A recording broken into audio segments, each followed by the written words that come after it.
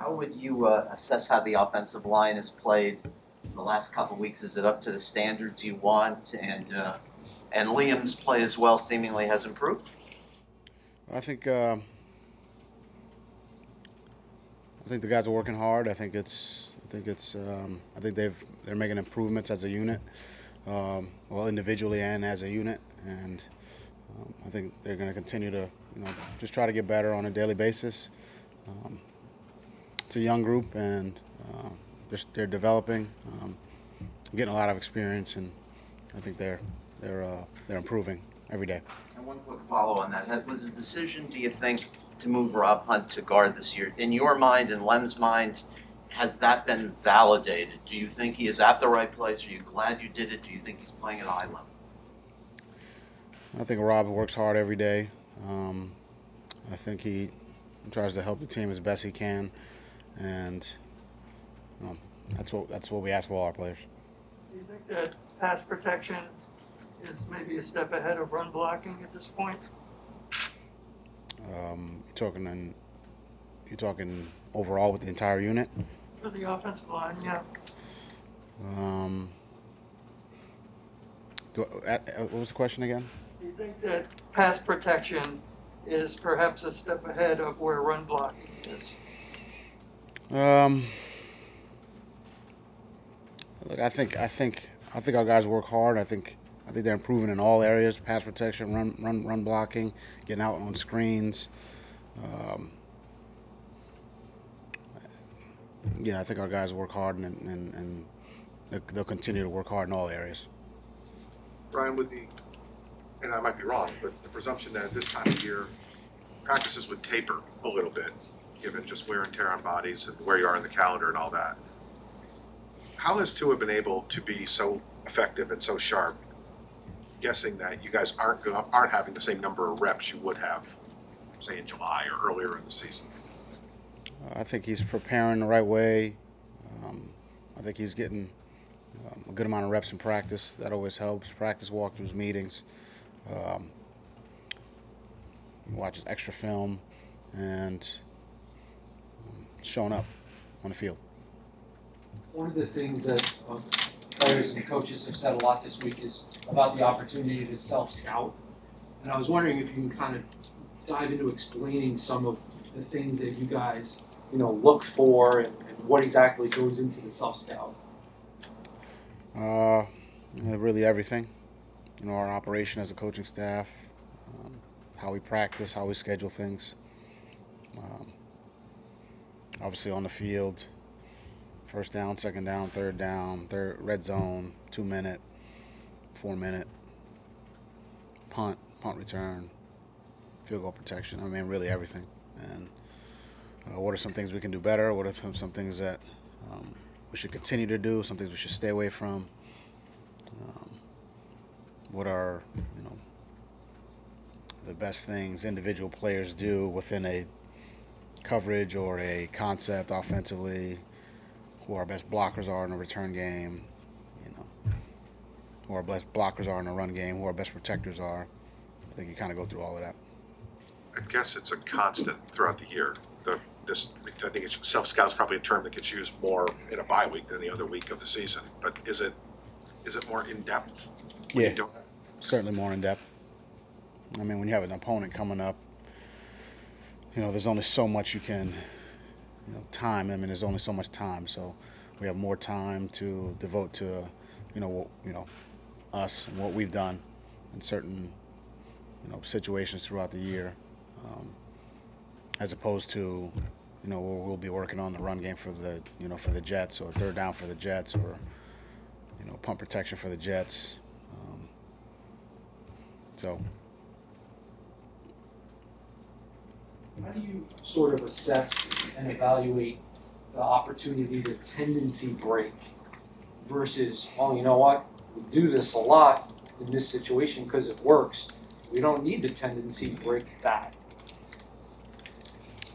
Yeah, I think there's a lot of good coaches in this league.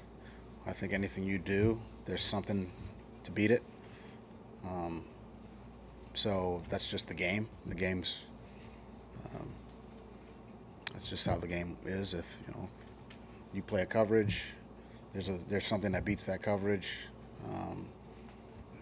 So I try to basically assume that our opponents are looking at that, and they'll try to come up with some answers. One area where I'm sure you want improvement still is the run game. It's at 3.3 per carry now. Are you optimistic that Phillips' ankle will be healthy enough for him to be a factor the last 4 games? And your thoughts overall on where the run game is? Yeah, I think it's an area we need improvement. I think we'll keep trying to keep putting an emphasis on it, keep running it, and hopefully we'll get the improvement necessary to get the results we're looking for.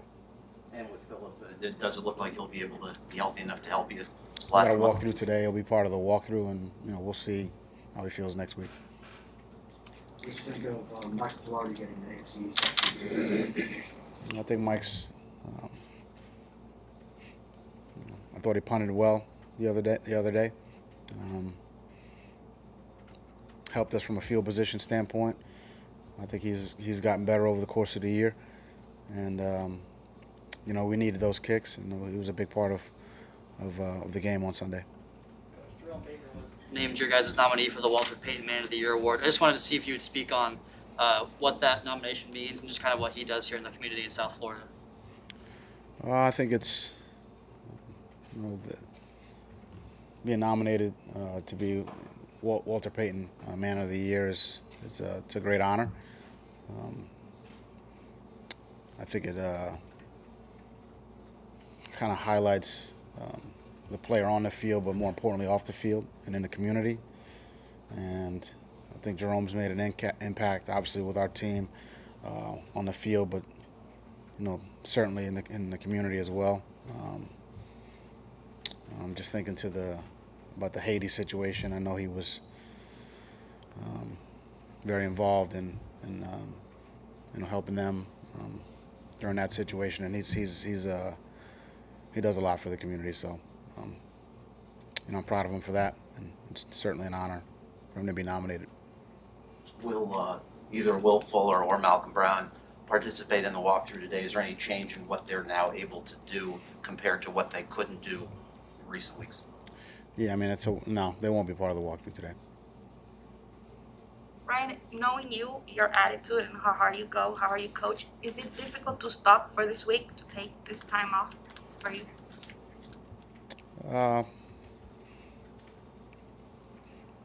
In some ways, yes. You get on a routine. I try to stay on my routine, so I've been watching the Jets, trying to stay on my routine, but without a game, I would say it's a little bit. Someone who tries to go, I think it's something that's tough, but I'll spend the weekend with my family. And to have you these days for them after that Jets game? Maybe. I'm sorry, No, I just read the pause. In other sports, guys talk about getting on rolls, basketball, a shooter gets hot, baseball, hitter gets hot, these sorts of things. Can that happen in football? Particularly, like X has said that he feels on a roll again. He can't manufacture an interception. The ball has to be thrown his way and he has to make a play. But is there something to that, how a guy can get hot in football as well, and just, whether it's karma or whatever, the things just sort of break for him? Look, it's the ultimate team sport, so if you're talking individually, it's just not an individual game. So if somebody can get hot in basketball and make every shot, go out there and hit 4 home runs, that can happen. In football, you need help. Somebody's got to throw you the ball, somebody's got to block for you, somebody's got to rush.